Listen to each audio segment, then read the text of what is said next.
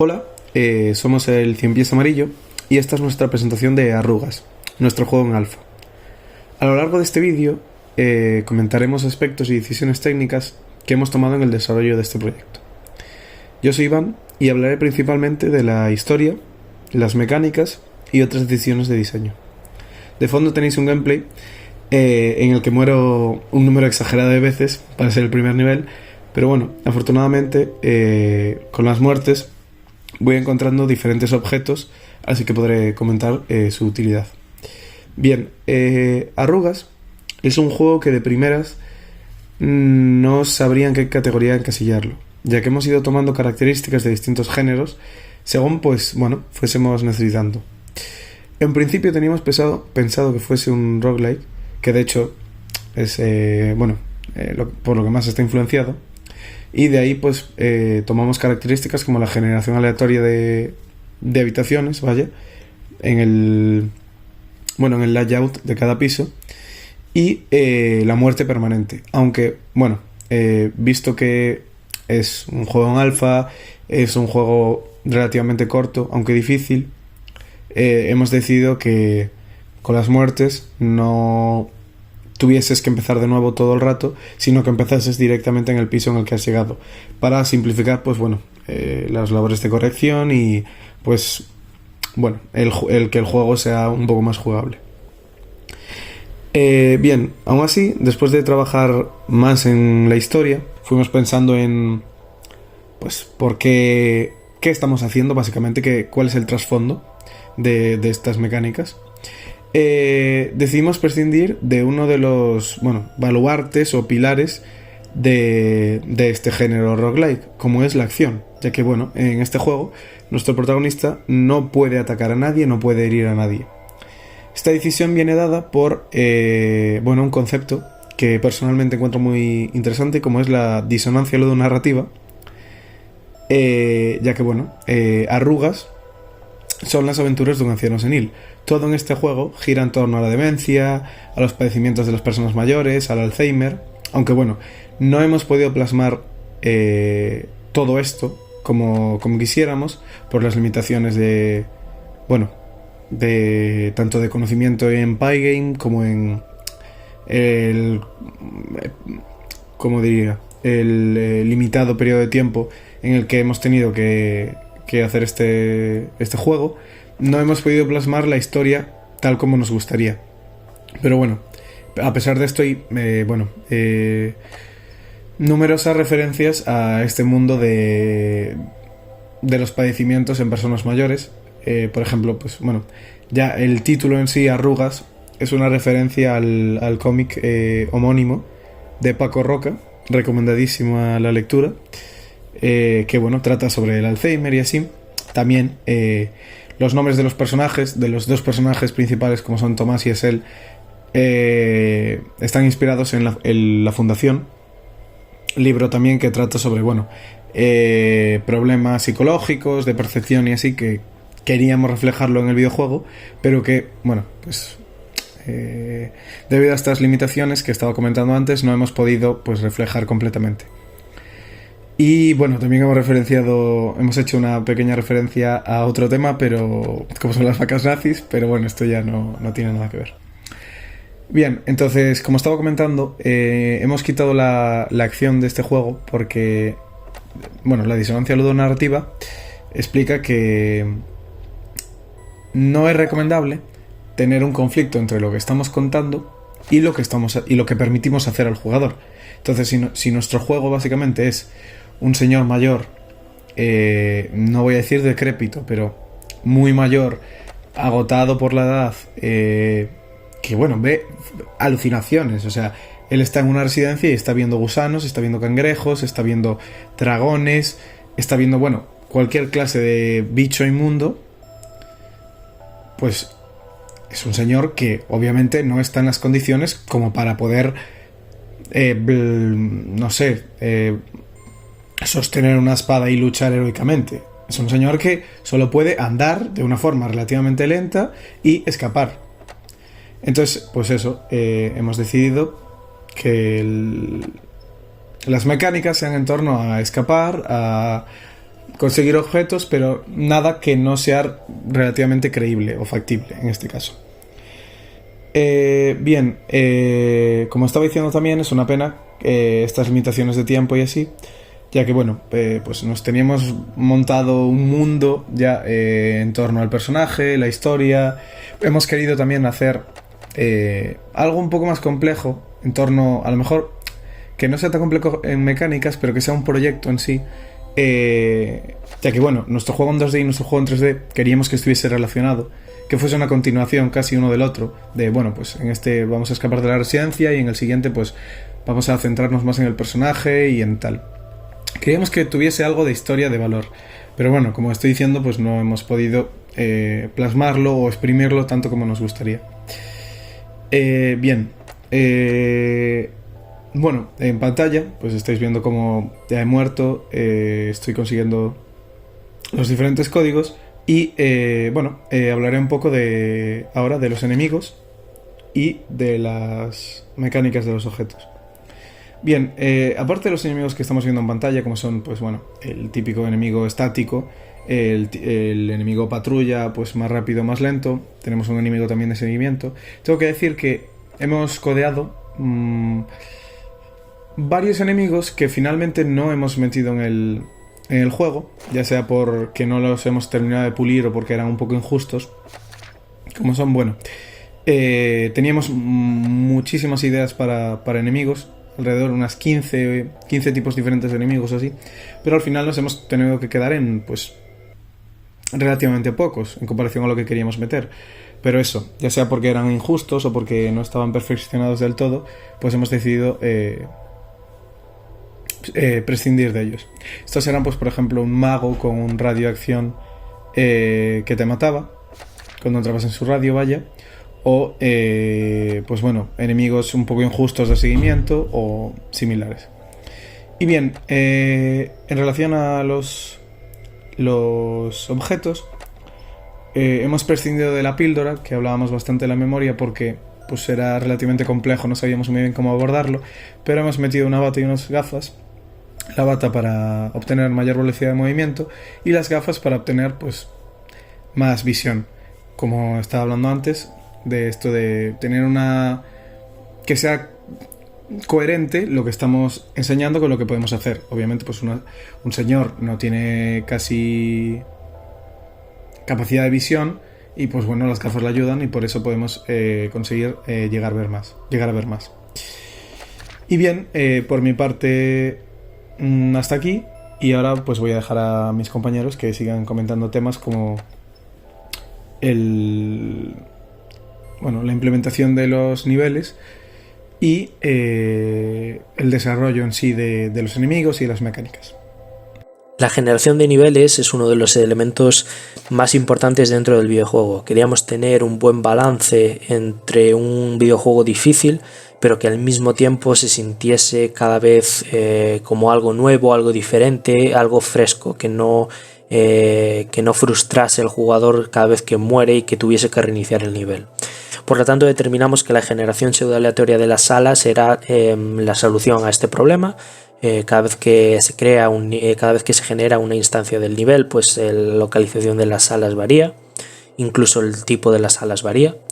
Inicialmente la visión del videojuego es que era que casi todos los elementos del juego se generasen de forma procedural. Sin embargo, por falta de tiempo y por la complejidad del tema, esto al final no pudo ser así. Resultaba demasiado una tarea bastante compleja generar proceduralmente tanto el tamaño del pasillo como el propio pasillo, la localización de las puertas, las salas, la localización de los enemigos, el tipo de enemigos, los objetos. Todo esto en conjunto suponía una tarea bastante compleja. Por lo tanto, finalmente decidimos basarnos en un layout básico que determina la forma del pasillo, la localización de las puertas, los elementos de decoración y los NPCs. Y en base a este layout básico sobre el que vamos iterando, introduciendo los distintos elementos, vamos también, por ejemplo, determinando la posición de las puertas dentro del pasillo, ya que estas pueden variar dependiendo del layout o dependiendo del nivel. A medida que vamos determinando la posición de estas puertas para generar posteriormente las salas, también hay que calcular la orientación de estas puertas, si están a la izquierda o a la derecha del pasillo, ya que dependiendo de la orientación la sala se generará de una forma u de otra. Una vez determinamos la localización de las puertas y ya tenemos la orientación, podemos proceder a introducir las salas. El algoritmo para determinar qué sala generar es bastante sencillo. Simplemente sacamos un número aleatorio, comprobamos si esa sala ya ha sido generada. Si esa sala ya ha sido generada, entonces sacamos otro número. En caso de que no haya sido generada aún, la introducimos tomando como referencia la orientación que ya hemos calculado. Dentro de estas salas ya se sitúa la posición de los enemigos, la posición de los posibles objetos, donde los objetos posteriormente se determinará si se generan o no en base a unas probabilidades. En este caso, la probabilidad de aparición de los objetos es del 10%. Tampoco queríamos que los objetos supusiesen demasiada ventaja a la hora de pasar los niveles. El algoritmo en sí es bastante eficiente. Todas las escenas de diálogos que están incluidas dentro del juego son para dar contexto a la historia y para dar contexto al videojuego, y no para dar tiempo para generar los niveles. Por lo tanto, los niveles, al ser tan eficiente su generación, se podrían hacer más grandes, con más salas, con más puertas. Todo se podría escalar sin problema, aunque el algoritmo también no es completamente eficiente y hay algunas mejoras que se pueden realizar en cuanto a optimización.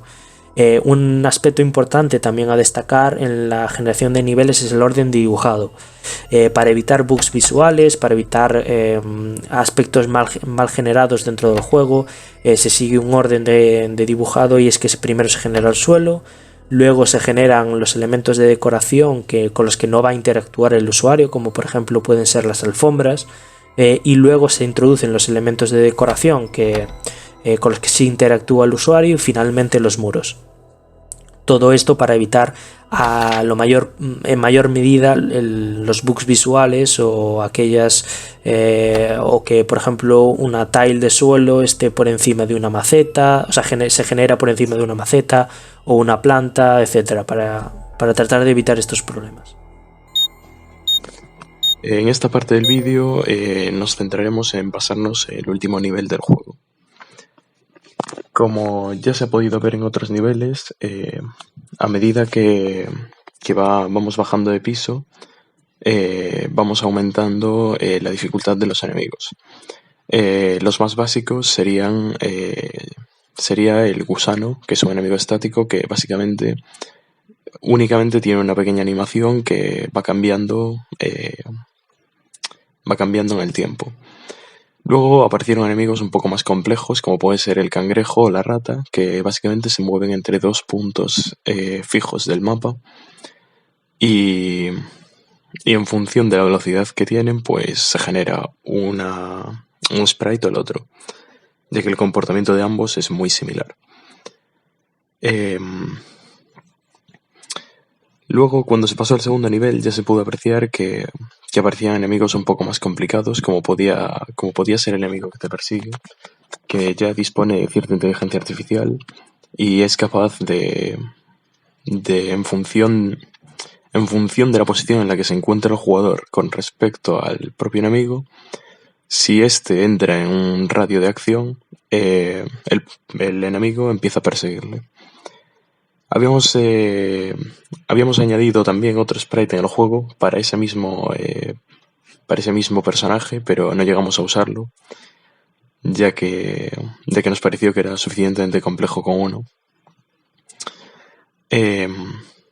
Luego aparecieron enemigos bastante más problemáticos, como puede ser el dragón, que básicamente cuando el enemigo entra en su radio de acción, este sale disparado hacia el enemigo, y una vez que choca con el enemigo o con muro provoca una especie de explosión.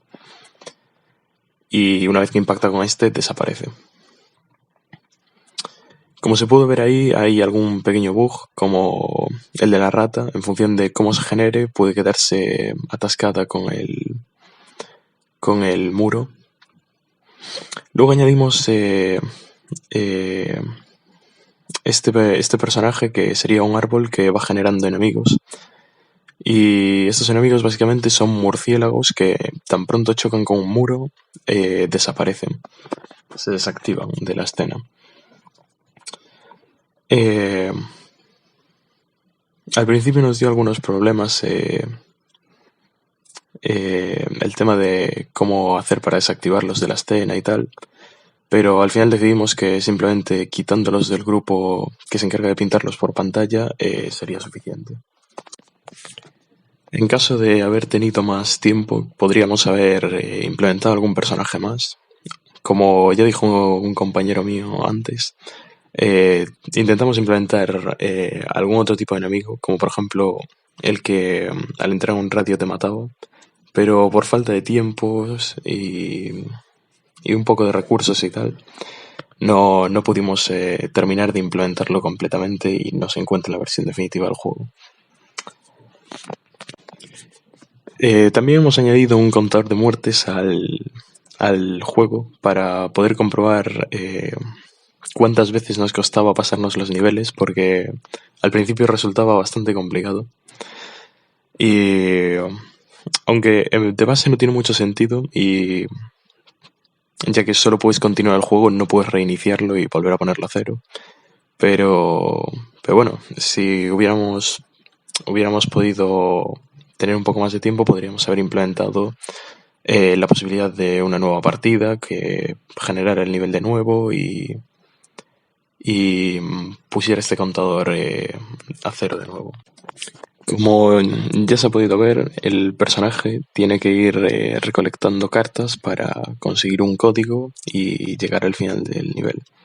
Estas cartas son generadas aleatoriamente y se encuentran en una de las posibles salas. No sigue un orden predeterminado, en el sentido de que no es entrar en las primeras 4 salas y encontrarte las 4 cartas, que era lo que teníamos al principio, sino que se genera de forma aleatoria y puedes encontrarte las 4 cartas al principio o las 4 cartas al final o distribuidas de distintas maneras.